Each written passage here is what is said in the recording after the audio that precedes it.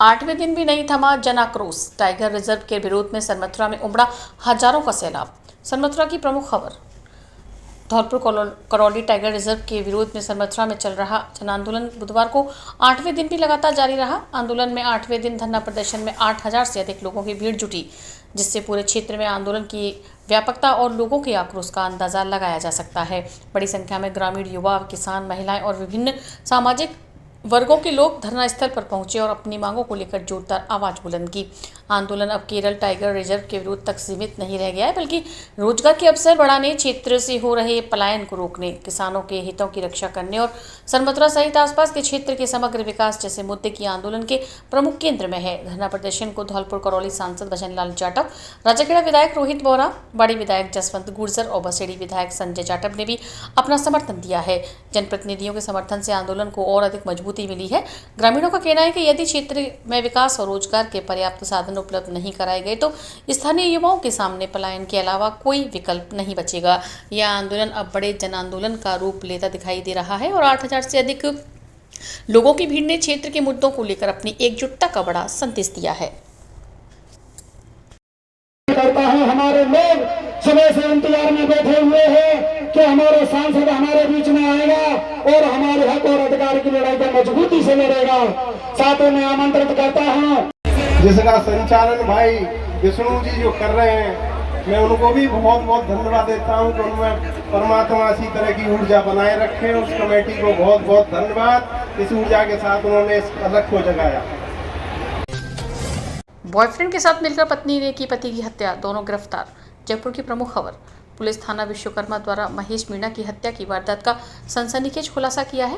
मृतक की पत्नी और उसके बॉयफ्रेंड गणेश मीणा ही निकले हत्या के मुख्य अभियुक्त। मृतक की पत्नी कविता मीणा व उसका प्रेमी गणेश मीणा को किया गया गिरफ्तार।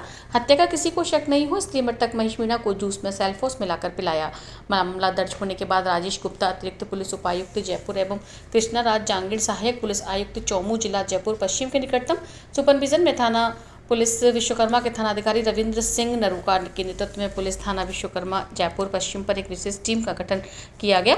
गठित टीम द्वारा सीसीटीवी फुटेज को चेक करते हुए कड़ी से कड़ी जोड़ते हुए तथा आरोपियों से मनोवैज्ञानिक तरीके से पूछताछ कर एक रूट चार्ट तैयार किया गया तथा सीसीटीवी फुटेज के आधार पर आरोपियों को चिन्हित किया गया। तत्पश्चात दोनों को गिरफ्तार किया। गिरफ्तार आरोपियों में कविता मीणा पत्नी स्वर्गीय महेश मीणा, पुत्री कजोडमल मीणा उम्र 23 साल निवासी थाना विश्वकर्मा एवं इसका बॉयफ्रेंड गणेश मीणा पुत्र राजेंद्र मीणा निवासी थाना शिवदासपुरा जयपुर को गिरफ्तार करने वाली पुलिस टीम में रविंद्र सिंह नरूका, थाना प्रभारी थाना विश्वकर्मा, करण सिंह हेड कांस्टेबल, कमल सिंह, बाबूलाल एवं हितेश कुमार कांस्टेबल शामिल रहे।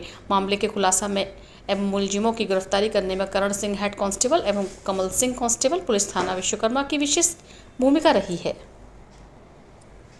अगस्त 2026 को महेश मीणा की संदेहास्पद मृत्यु हो जाती है। मृत्यु के उपरांत जब घर वालों से रिपोर्ट दी जाती है तो उन्होंने कहा कि इसकी तबीयत खराब होने से मृत्यु हुई है। इस चीज़ पर एक मर्ग दर्ज किया जाता है। मर्ग दर्ज करने के बाद जब मर्ग में मृत्यु के कारण की खोज की जा रही थी, उसी दौरान जिस तरह के हमारे पास वक्तव्य आए, वक्तव्यों में ये विरोधाभास पाए जाने पर पुलिस को हत्या की आशंका हुई। हत्या की आशंका होने पर उनके परिवार वालों से संपर्क किया गया। वो जो मृतक हैं उनकी क्या रूट रही उस दिन की, कहाँ गए थे वो, किससे किससे मिले थे, इस बारे में जानकारी प्राप्त की गई।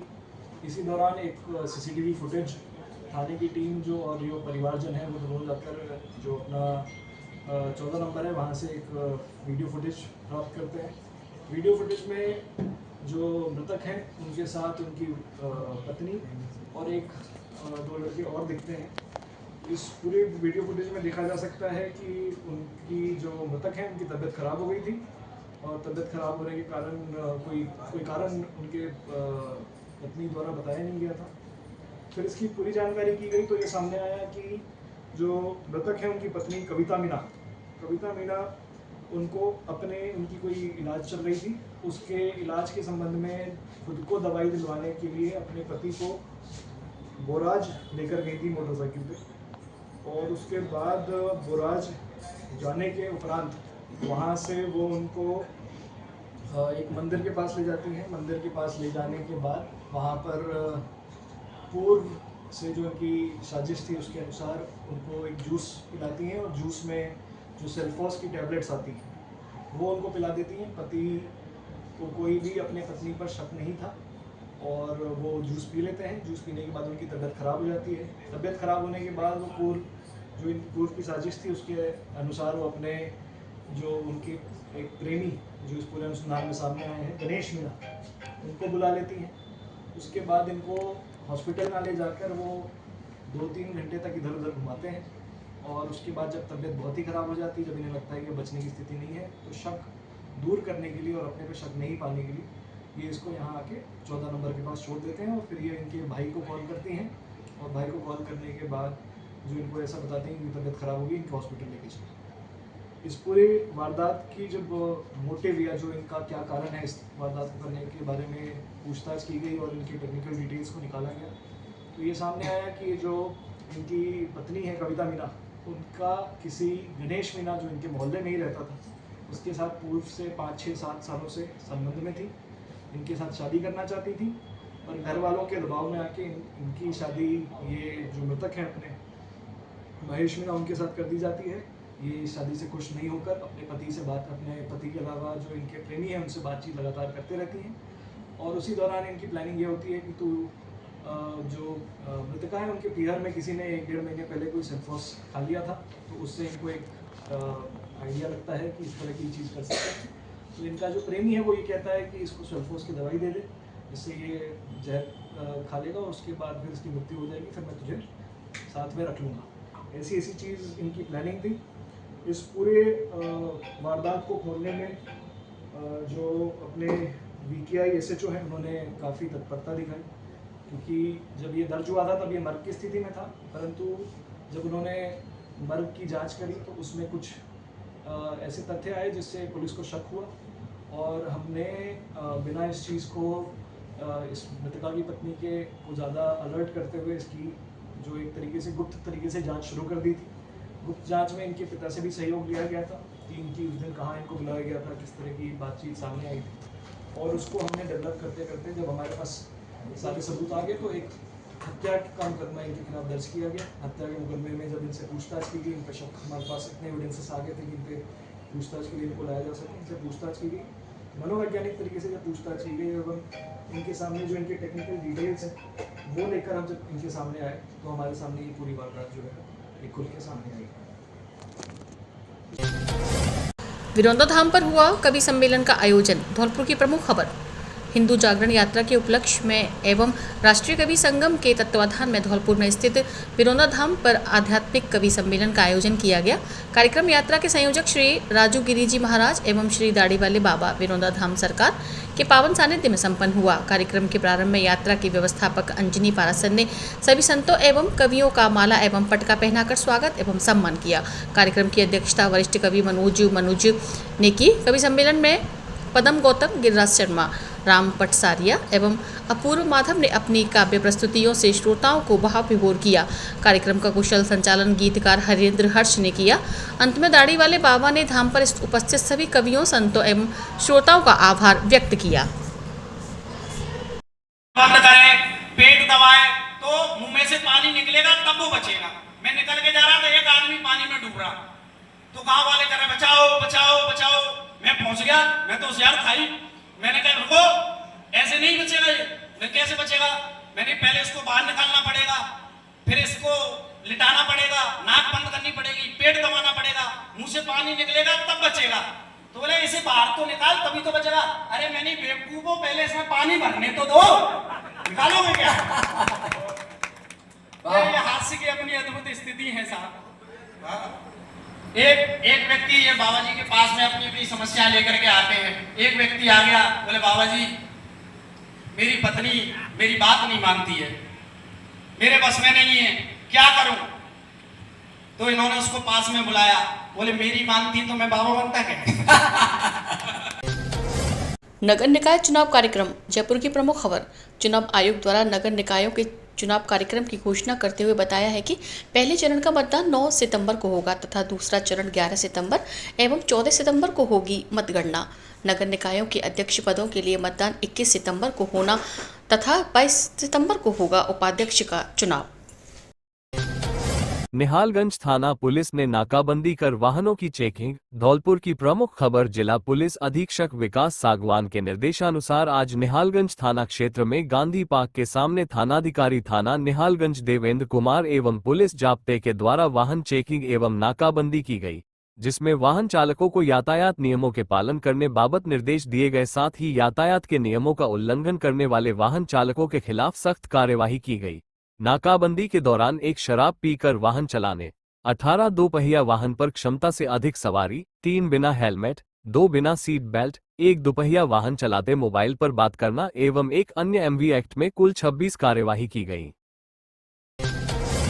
बिजली चोरी के खिलाफ ततैया टीम की सघन कार्रवाई, अवैध केबलों को किया जब्त। राजाखेड़ा की प्रमुख खबर।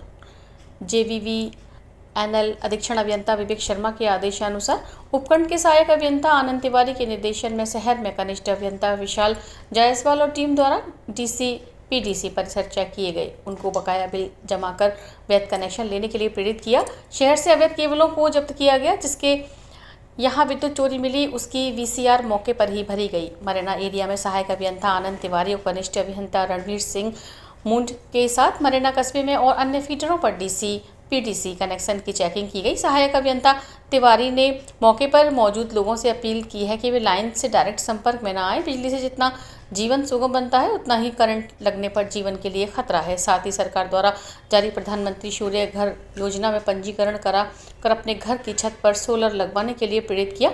उक्त कार्यवाही में वरिष्ठ टेक्नीशियन अवधेश शर्मा, हरवान सिंह कुशवाहा, बंटी खां, भूदेव शर्मा, निशांत जैन, खुर्शीद खां, हरेंद्र शर्मा इत्यादि कर्मचारी उपस्थित थे। रेलवे अंडरपास में भरा पानी, आवागमन बाधित। धौलपुर की प्रमुख खबर। ग्राम पंचायत बसई सामंता के लाइन के पुरा में एक रेलवे क्रॉसिंग पुलिया अंडरपास जब से बनी है तब से उसमें पानी का भराव होता आ रहा है, जिसके कारण आने जाने वालों को बहुत समस्या होती है। पुलिया से दर्जनों गांव जुड़े हुए हैं और स्कूल में जाने वाले टीचरों को आए दिन समस्या का सामना करना पड़ रहा है।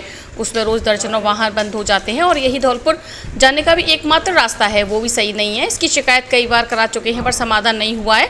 अब ग्रामीणों का कहना है कि समस्या का समाधान कराया जाना, अन्यथा आंदोलन को बाध्य होंगे। उत्तम सिंह कुशवाहा की रिपोर्ट।